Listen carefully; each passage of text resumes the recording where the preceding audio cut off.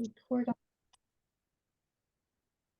Hello, everyone. Thanks for listening to Que Madre. We are so excited to be with you. My name is Ana Rosa Rizo Centino.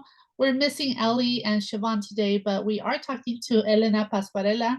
And yeah, let me give you a chance to introduce yourself. Hello, Ana Rosa. Thank you for having me here. It's a pleasure to meet you. And yeah, I look forward to meeting your listeners as well someday. Yes, so the show is Que Madre, and we've been on air for 5 years, and we wanted to find out more about your background. I know you're a mom because you're at your son's school right now talking to me. Right. What has your activist history been like, and how has that impacted your motherhood? So I have a 16-year-old son. He's in high school. He's a sophomore. And I am at school because there's going to be a meeting for parents and about parenting and how to parent a teenager.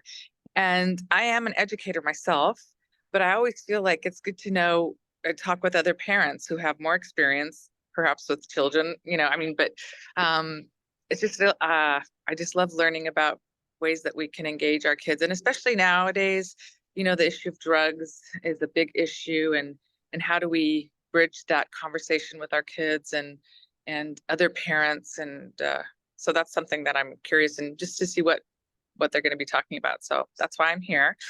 And yeah, I'm a Latina. I'm Brazilian American. So I have those roots of that cultural part of me where, respect and mothering, it's embedded in my way of raising my son. That's beautiful. So what part of Brazil? I'm just curious. I spent a summer there. Oh, okay. So my mom grew up in São Paulo. And so whenever we'd go back, and I lived there for probably about 4 or 5 years of my life, and it was in São Paulo mostly. That's beautiful. I Big have not been city. there, but I've heard really great things about it, especially the hip hop culture there. And where were you? For half the time I was in Salvador and half of the time I was in Rio. Wow, those are two amazing places to go. Definitely beautiful. Yeah. Yeah, interestingly, two very major things happened while I was down there. One is Brazil won their fifth World Cup, if I'm not mistaken, and it turned into a party in the streets the whole week. And Right. also, just so happened that the person who's now president of the country happened to be having lunch at the school that I was studying at. He was just having lunch, and so I introduced myself and shook his hand, and he was so sweet and warm, and I'm really excited to see him back in office. Yes. Oh, we were all very excited to have him back in office. Lula is the president. He's a great man, great leader. He comes from the steelworkers, right? Right. Yeah. So I know you've been really active with fighting the genocide, which I've been very engaged with as well. What has that journey been like for you? So as I don't know. So can I mention that I'm running for office or I don't know. You Not. can mention it, but you cannot really ask our listeners to vote for you Oh, because of course not. Okay. I So did. part of so part of the reason that I have become so involved in this was because I'm running for office, and I submitted my paperwork October 2nd. And it was more of a way of learning the system and proving and showing people that anybody could run for office. And I'm especially involved in trying to get young people involved because 30% of our people aren't voting. So we have a very low eligible voter turnout in quote unquote developed countries. And so I wanted to show people you got to get involved. And so then October 7th happened and the genocide of the Palestinians began.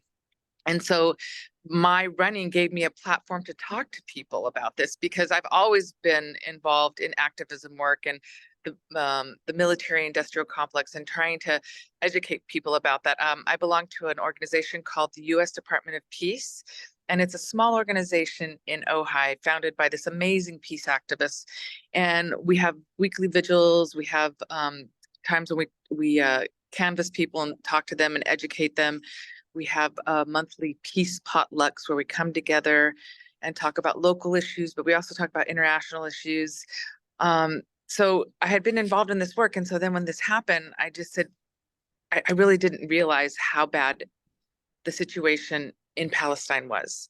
And I'm guilty of not knowing enough about it, right?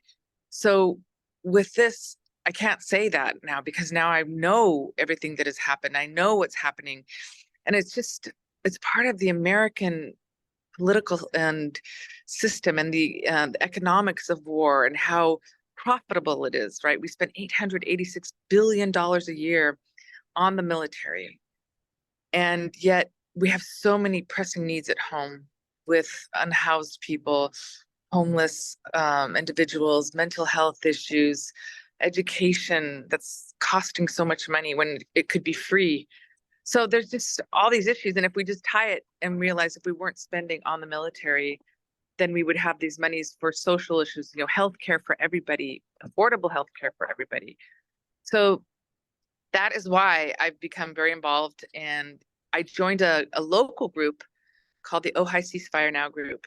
And this group just really inspired me and showed me that coming together in a small community with the idea that we have power, and we were able, after 4 months of fighting city council, to get a ceasefire resolution passed. Yeah. And they have been just, it's really important to say that we can make a difference in our system, in our political system. That's huge that you all were able to accomplish that, because I know where I live in Oxnard, the city council has been very hostile overall to those of us who've been fighting for a ceasefire resolution from them. Right. They wouldn't even put it on the agenda, and they Right. kicked us out and let the Zionists stay in the chambers, which was very upsetting. Yeah, I heard about that too. But don't give up. That's what I'm saying, is you have the right politically to go there and speak. What we do is we would go and speak their 3 minutes. Everybody has a chance to speak, and we would speak. And even though it wasn't on the agenda, it doesn't have to be on the agenda because you have the right to make public comments. And so we just use that time to talk about it. That's great. So what's the next action happening locally? As far as we are concerned, we're going to regroup and see what are we going to do now. That's what we're doing as a group, our group. And we actually have a meeting. We meet once a week, and we want to have some type of educational program, like a teach-in, and have people come and speak and get the community more educated about what's going on now, but what has been going on. Why is this happening? And then we also know that we need to look forward. And we also talked about doing fundraising to help the country rebuild so that a free Palestine can thrive, and the people can live without fear, without, just trying to get out of this situation. I can't imagine it. But so we're looking forward of like, okay, how are we going to do it? Because there's going to be an end to this war. What are we going to do then? And how are we going to keep educating people about the military industrial complex agenda of keeping us in war? So, today I went over to UCSB and was involved in an action there to try and get them divested out of the military weapons making machine, because they have internships and they have recruiters come to the campus to get people to go work at the Lockheed Martin, to work at Northrop, was it North? I forget the name. Northrop Guntram. Yeah, it's Northrop. Yeah, I forget the name of that one. Yeah. And but so they have a lab there. They have a lab there for Raytheon too. And Raytheon, that was the third one. Yes. So I'm working with the Central Coast Anti-War Coalition and doing work with them. That's wonderful. Yeah, which UC was it that just passed the resolution to divest also from from Israel? I know that it's been two schools. So at first it was either like UC Davis or UC Santa Cruz. Yes. Yes. And then one was UC Riverside. That's what they told us today. I believe that's it. One. Yeah. So hopefully we can get huge. both schools. Yeah, hopefully we can get to divest. Well, and that's the thing. It's because, see, it's a UC school. So it's our public money, our taxes going to pay for that.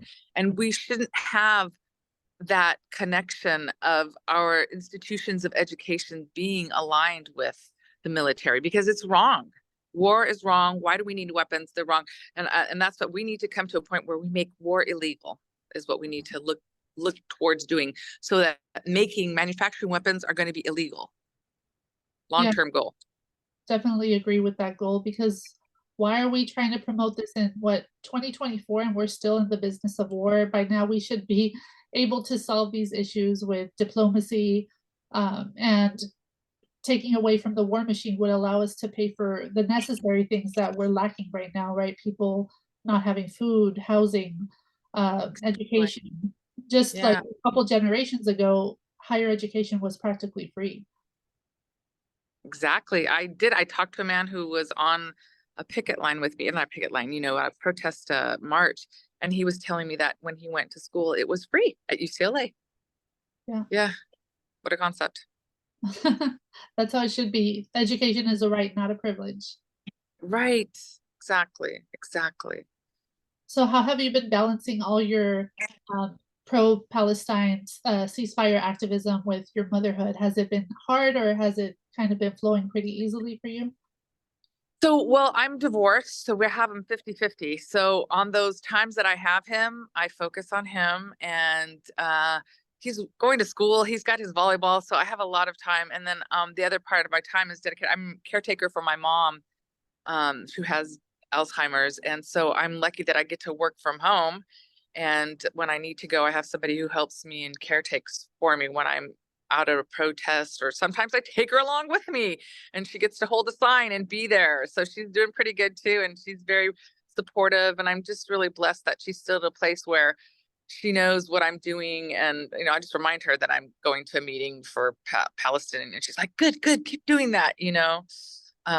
So like yesterday we went to there was a bike ride in Santa Barbara and we went to go support them and she came along with me too. So, it is a balance, but it's really important. And then, like I said, I really want to show people that we need to get out there and be part of the process. And we're lacking that as a society. If we need to have more, like some people didn't even know what Congress meant, because they're confused with Um, like the state and Senate, because the Senate is that for the California, or so I'm like the 24th district, and you know who you represent. A lot of people didn't even know who their representative was. So we've got a long way to go and long getting people involved in the system of voting. Definitely. Everyone should vote for sure. Don't forget tomorrow is election day. However you choose to vote, make sure your voice is heard. Uh, Yeah, and if they're not registered, they can just go in and vote and register that day of the event. And I have to say, I didn't know that. So I learned something about the process too, that, you can go up until the day of the election and go ahead and vote the day of and definitely. register. Definitely. I'm also in that age now where my parents are, also needing us to care for them more. It's really interesting to see like how the roles flip. What has that process been like for you of taking care of your mom? Yeah, it's gone up and down, and luckily we're in a place where she is really happy and she wakes up happy every morning, and I just feel like it's a gift. And I mean, I could, choose to work a full-time job if I wanted to, but I just really feel um I didn't have her around when I was a young child. She worked a lot. She was a working mom, single mom. And so she's mothering me now. She'll come in the morning and like put a blanket on me, and she'll do the dishes for me. And she's just really, it's been a really healing time for us. So I'm really grateful that I'm having this and that I've been able, to give her the love and compassion that she deserves as a human being. And just really feel grateful that, and I have in-home health services, so I get paid for it by the state because I'm staying home to take care of her. So that's a beautiful thing that we have that we need to take advantage of as well. Definitely. It sounds to me like you're really interested in building a culture of care. Is that what I'm hearing? Yeah, and community, and um definitely, and I feel that she hasn't, because we have a community that supports me here. I live in Ojai, a really small town, but you know um I feel like her dementia has not gotten worse. Her Alzheimer's has not gotten worse. It's kind of just maintained where it's been for about 5 years now.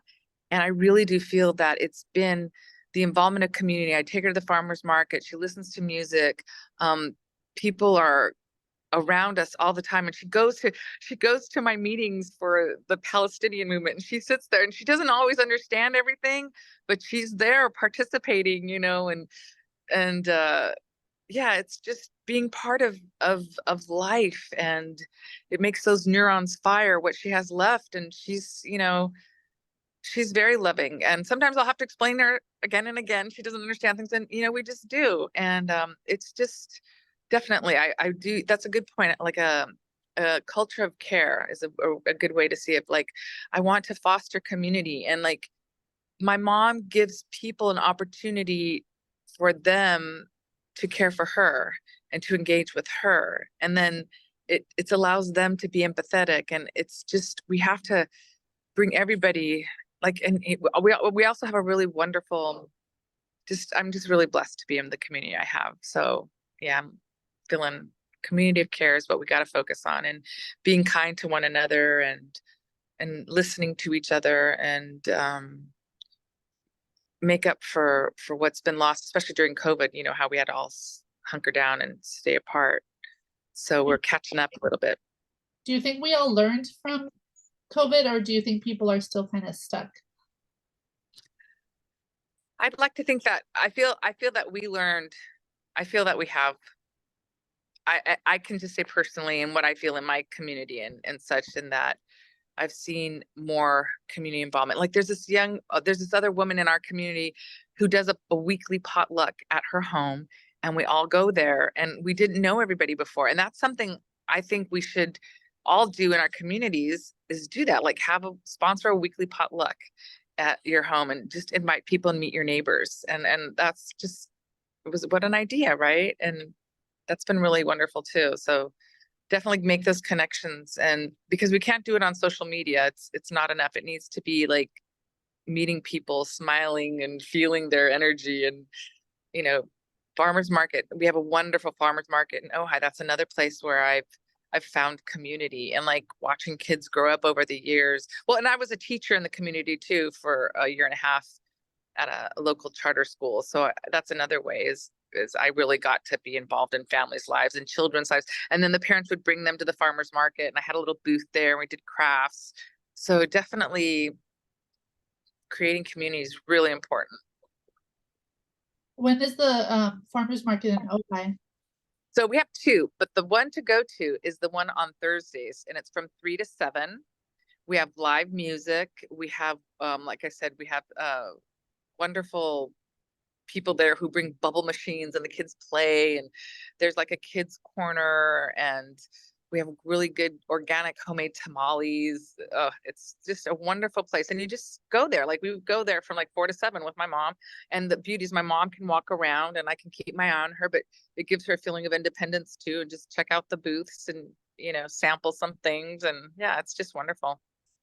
That's great. So you said tamales, which is definitely one of my comfort foods. What are some of the comfort foods from Brazil that you miss?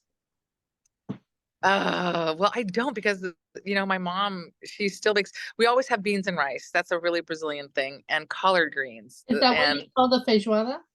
feijoada. Yeah, but we don't make feijoada all the time because that's more involved. You have to have like certain kind of meat and stuff. We just make beans and rice. It's like, that's like what we eat. So at my home, that's my comfort food, is beans and rice. When you smell the beans cooking, you're like, oh yay. Um, but I really, really like our beefy milanesas. She makes really good beefy milanesa. Like, it's a thin steak thing. Yeah, that's really good. But yeah, but rice and beans. This is like my comfort food, is rice and beans. Like, really good rice and beans. Yeah, I've been on the hunt for a vegetarian feijoada. I don't know if that exists out here, but Yeah, um, I wonder. No. or like Yeah, even because they use like make the it with like pig's meat, and they put all the knuckles and on all the oxtails and all that interesting kind, yeah. like yeah. Well, anything else you want our listeners to know about you? Wow, I just feel honored that you asked to talk to me and call me, and find out. But I just grateful that we as women and mothers are coming together, and I think that we are going to be the change that's going to make the difference in the world. I really feel that our heart-centered way of thinking and interacting in the world we're going to make the difference. And so to ask people to just get involved locally and to keep looking forward and being hopeful and knowing that we can make a difference, and just to believe in ourselves, believe in our sisterhood, right? And lifting each other up. And yeah, so there's women, we're going to make the difference. We're going to bring the change to our communities and to the world in the process. Yeah, I definitely think that heart-centered leadership is what's going to make the change. And it's interesting how threatening that is to some people. You know, they want their power to be entrenched still, regardless of those of us who are trying to make change. But we know that the moral arc bends toward justice. So we will continue to work toward that. You have been listening to Que Madre on 96.5 FM. We are here with our guest, Helena Pasquarella, and you heard it here. Oh, hi. Farmers Market Thursdays, Yes. 7. Check it out. I know I'm gonna Yep. check it out. If not this week, next week.